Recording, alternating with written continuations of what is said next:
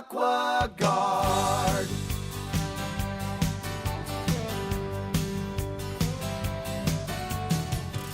We're standing in the reception area of our brand new 46,000 square foot state-of-the-art facility, which has proven to be a huge asset for us. I'd like to take a minute and tell you about our most valuable asset, our people.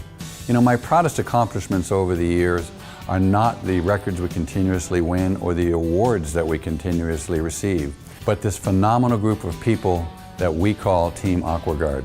We thrive on a culture of honesty, integrity, constant growth and learning, and what we call the 3 C's, which is communication, clarity, and commitment. And that commitment to each other is what inspires us every day to leave our customers with the experience saying, wow, I did not expect that from a home services company. That is what our customers deserve.